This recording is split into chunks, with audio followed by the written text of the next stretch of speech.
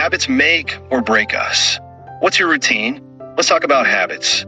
You know, those things we do every day without even thinking about it. Dean Graziosi, a successful entrepreneur and motivational speaker, believes that these habits are what make us who we are and play a big role in how successful we become. Let's paint a picture to understand this better. Imagine two people working the same job with the same responsibilities. One of them has a knack for always showing up late to meetings, while the other is always early. The latecomer might not even realize that their tardiness is a habit, but it's one that could lead to some serious problems, like damaging their professional reputation or even losing their job. On the flip side, the early bird is showing a habit that could lead to good things, like respect from their peers and bosses, and maybe even a promotion. This example shows how our habits can either help us or hurt us. The person who's always late is being held back by their habit, while the person who's always early is being pushed forward by theirs. According to Graziosi, the secret to success is figuring out which habits are helping us and which ones are hurting us, then working to build up the good ones and get rid of the bad ones. Graziosi also believes that the difference between people who are really successful and those who aren't can often be traced back to their habits. People who are successful usually have habits that help them succeed, while those who aren't successful often have habits that get in their way. For example, a successful business owner might make a habit of setting clear, achievable goals and working hard to reach them every day. An unsuccessful business owner, on the other hand, might have a habit of putting things off or not planning well. These habits, whether they're helping or hurting, play a big role in how successful each person is. So, to wrap things up, Graziosi's idea that habits are the things that differentiate us is a powerful reminder of how important our daily routines and behaviors are. By figuring out which habits are helping us and which ones are hurting us, and then working to build up the good ones and get rid of the bad ones, we can greatly improve our chances of becoming successful and prosperous. Give it your all, every time. Who knows what's next? Give it your all, and do it now. That's the heart of what Dean Graziosi is saying. It's not just about working hard, but about squeezing every drop of potential out of yourself and grabbing every opportunity that comes your way. Let's break it down, shall we? First off, give it your all means don't just do the bare minimum. Don't be okay with just being okay. Strive for greatness. Push yourself to do more than what's expected. Say you're a teacher. Giving it your all could mean going the extra mile for your students. Maybe you provide extra resources or spend more time with those who are struggling. Maybe you're always on the lookout for new ways to make your lessons more engaging. Next up, do it now is all about urgency. Time's ticking, folks. Opportunities won't stick around forever. You've got to grab the bull by the horns and make the most of where you are right now. Let's say you're a young entrepreneur. You've got the energy and the freedom to take risks, to try new things. Now's the time to experiment, to learn from your mistakes, to lay the groundwork for your business. As you get older, you might have more responsibilities and less wiggle room for mistakes, so make the most of your current situation. Graziosi also talks a lot about having a growth mindset. This means seeing challenges as chances to learn and grow, not as roadblocks. It's about being open to feedback and always looking for ways to better yourself. For instance, if you're a writer, a growth mindset could mean actively seeking feedback on your work, attending writing workshops, and reading widely to improve your craft. It's not just about producing great work, but about becoming a better writer. So, to sum it up, give it your all and do it now is about striving for greatness, grabbing opportunities, and always looking to grow. It's about pushing yourself to do more than what's expected and making the most of where you are right now. It's about being proactive in your personal and professional growth and always looking for ways to improve. So, whether you're an employee, a business owner, or a student, remember to give it your all and do it now. Not only will this lead to success in your current role, but it will also set you up for future opportunities and challenges. Got a goal? It'll guide your actions. Imagine you're the captain of a ship sailing on the vast ocean. Without a map or a destination, you'd just be floating aimlessly, tossed around by the winds and waves. You might end up somewhere, but it would be purely by accident, not because you planned it. This is what life is like without a vision. You're just going through the motions, reacting to whatever comes your way. without any clear direction or purpose. Now, picture the opposite. As a ship captain, you've got a specific destination in mind. You've got a map and a compass to guide you. You know which way to steer your ship, when to change your course, and how to navigate through storms. This is what life is like with a vision. Your actions have purpose and are aimed at reaching your goals. The truth is, a lot of us live our lives like the first scenario. We wake up, go to work, pay our bills, and repeat the cycle without a clear vision of what we want to achieve. This lack of vision makes it easy to get sidetracked and lose motivation. To avoid this, it's important to create a vision for each area of your life, like your relationships, career, finances, health, and personal growth. This means thinking about what you really want and writing it down. For example, in the area of relationships, you might envision having a loving and supportive partner, raising a family, or maintaining strong friendships. In your career, you might envision reaching a certain position, starting your own business, or making a positive impact in your field. Creating a vision isn't something you can do in a hurry. It requires deep thought and might take several days or even weeks. But the effort is worth it. Once you have a clear vision, your actions become more focused and intentional. You're less likely to get distracted or make decisions that you'll regret later. In short, having a vision is like having a roadmap for your life. It guides your actions and gives them meaning. Without a vision, you're like a ship lost at sea. But with a vision, you're a ship sailing purposefully towards your chosen destination. Know why you're doing what you're doing. Makes sense, right? In Dean Graziosi's words, understanding the why behind your actions is a game changer. It's about digging deep and finding out what truly motivates you. It's about recognizing the emotional and personal reasons that push you towards your goals, and using these motivations to tackle any hurdles that come your way. Let's take an example. Imagine a young lawyer, hell-bent on seeking justice for her father's murder. This isn't just a career goal for her, it's a personal mission. Her why is the emotional bond she shares with her father's memory and her burning desire to see justice served.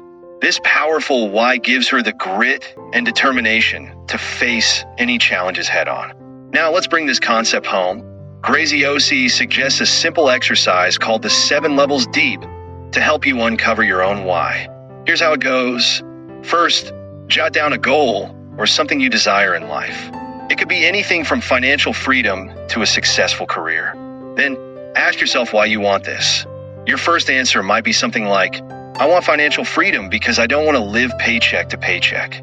Next, ask yourself why you don't want to live paycheck to paycheck. Your answer might be, because I want to provide a comfortable life for my family. Then, ask yourself why you want to provide a comfortable life for your family. Keep this process going until you've asked yourself why 7 times. The idea behind asking why 7 times is to delve deeper into your motivations. The first few answers might be logical, practical reasons. But as you keep asking why, you'll start to reveal emotional, heartfelt reasons. These are your real whys, the deep-rooted motivations that fuel your actions. By understanding your why, you can tap into a potent source of motivation and resilience. When you face challenges or obstacles, remembering your why can give you the strength to keep pushing. It's not just about reaching your goals, but understanding why those goals are important to you on a deep, personal level. According to Graziosi, this is the secret to enduring success and prosperity. Got inner demons? Face them head on. Conquer your inner foe is a potent idea that speaks to the internal battles and negative thoughts that can block our path to success. It's about acknowledging and conquering the self-doubt, fear, and negativity that can sabotage our efforts to reach our goals. Picture yourself as a ship, sailing towards the island of success. Your inner foe is like a hidden iceberg, ready to sink your ship if not addressed. It's not the external factors like the wind or the waves that are the biggest threat, but the unseen, internal ones. Here are 2 key strategies to conquer this inner foe. 1. Don't let the news control your emotions. In our modern world, we're constantly hit with negative news. The media thrives on negativity because it draws more attention and therefore more revenue. This constant stream of negativity can fill our minds with fear and pessimism, making it hard for us to think positively and creatively.